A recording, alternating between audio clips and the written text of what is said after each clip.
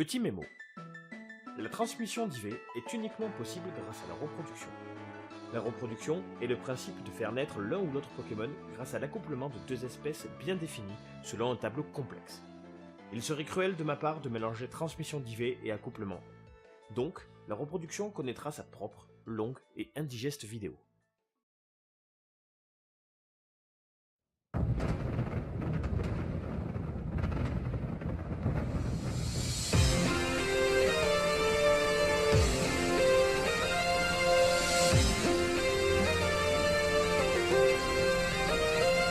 Bienvenue sur Pokégear, et aujourd'hui je ne vais même pas faire de transition parce que j'ai un secret à vous avouer.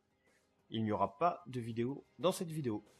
Car la transmission d'IV est le résultat de l'accouplement de deux Pokémon, donc il ne nécessite pas de manipulation précise de la cartouche ou du simulateur comme j'ai l'habitude de vous le montrer depuis maintenant quelques vidéos. Du coup, aujourd'hui, ça sera plus du par cœur qu'autre chose, étant donné que nous allons voir beaucoup d'objets qui vous permettront d'influencer la transmission des IV d'un Pokémon à un autre. Je tiens aussi à préciser qu'il m'arrive de dire IV ou Eevee, on me l'a non pas reproché, mais on me l'a souvent demandé. On m'a demandé pourquoi est-ce que tu dis les deux. Bah, tout simplement parce que c'est IV en français et Eevee en anglais, et que comme je joue beaucoup plus en anglais qu'en français, eh bien j'ai tendance à faire des amalgames. Donc ne vous en faites pas, un IV et un Eevee, c'est la même chose. Avant de nous attaquer à la transmission d'IV, nous allons réviser une petite notion ensemble. Celle-ci se nomme la valeur d'IV. La différence entre un IV et une valeur d'IV est que la valeur d'IV est un chiffre déjà fixe.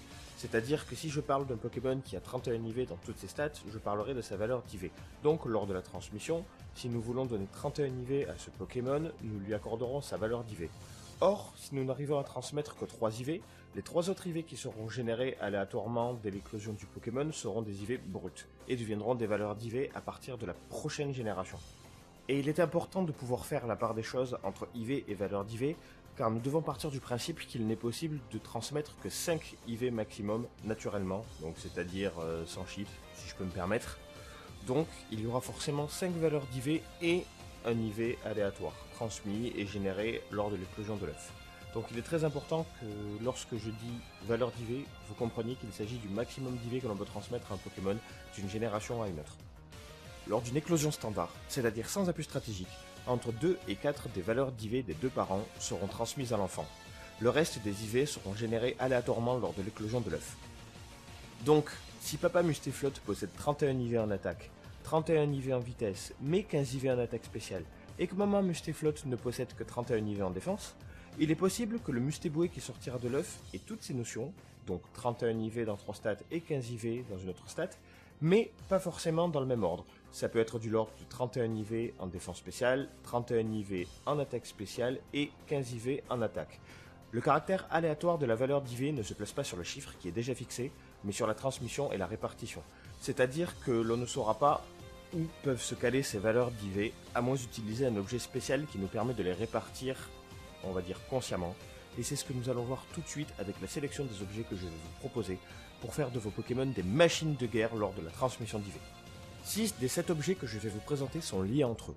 Ils sont tous trouvables au même endroit, à savoir la maison de combat de Batisque pour XY ou l'atole de combat pour Rosa, et sont disponibles pour 16 points de combat dans les maisons dédiées. Ces objets, que nous nommerons les objets pouvoirs, influent intimement et spécifiquement sur chaque stat, et ont des passifs très intéressants qui méritent de très nombreuses vidéos. Or, nous allons ici parler de la transmission d'IV, donc ne vous en faites pas, vous reverrez ces objets bientôt pour bien d'autres aspects stratégiques. Le rôle de l'objet pouvoir est de déterminer ce que l'on nomme une transmission consciente. C'est-à-dire briser l'aléatoire et être certain de transmettre une valeur d'IV d'un parent à un enfant sans que celle-ci soit générée ou déstructurée ou modifiée. Cependant, un Pokémon ne pouvant tenir qu'un seul objet, seule une valeur d'IV pourra être transmise du parent à l'enfant. Bien entendu, vous avez deux parents, donc vous avez deux objets et donc deux valeurs à pouvoir transmettre. Et cette transmission consciente est possible grâce au poids pouvoir pour les PV, à la poignée pouvoir pour l'attaque, à la ceinture pouvoir pour la défense, à la lentille pouvoir pour l'attaque spéciale, au bandeau pouvoir pour la défense spéciale et à la chaîne pouvoir pour la vitesse. Ces objets sont, je le rappelle, tous accessibles pour 16 points de combat dans les maisons de combat dédiées à Batisque et l'atole de combat pour XY ou Rosa. Et il me semble surtout très important de préciser que vous pouvez en acheter autant que vous voulez. Si vous voulez avoir une dizaine de poids pouvoir, vous avez le droit. Cela pourra vous permettre de multiplier vos transmissions conscientes. Enfin, je l'espère. J'ai personnellement tendance à toujours perdre ce genre d'objets, puisque je les laisse sur les Pokémon que je remets dans le PC et je ne les retrouve plus dans mon inventaire, donc je crois que je les ai perdus et je les rachète. Donc si vous êtes aussi tête en l'air que moi, ne paniquez pas, il n'y a aucun mal à avoir plusieurs exemplaires de ces objets, bien au contraire, je recommande à tout le monde d'en avoir au moins 5 de chaque, comme ça vous êtes sûr de toujours en avoir et de ne jamais les perdre. Les objets pouvoirs sont apparus en 4ème génération. À ce moment-là, on ne pouvait compter que sur eux pour faire de la transmission consciente et je peux vous dire que c'était extrêmement difficile. Heureusement, Game Freak n'est pas en reste et apprécie ses fans. Et c'est pour ça qu'à partir de la 5ème génération, et il s'agit d'un objet qui est extrêmement utilisé en 6G, à savoir XY ou Rosa, le salvateur de la transmission consciente est apparu à nos portes, et tel le Messie, il nous a apporté sa lumière. Cet objet se nomme le Nœud Destin. Alors le Nœud Destin c'est quoi ? Le Nœud Destin, à la toute base, c'est un objet assez situationnel qui permet de rendre amoureux un Pokémon qui vous lance attraction.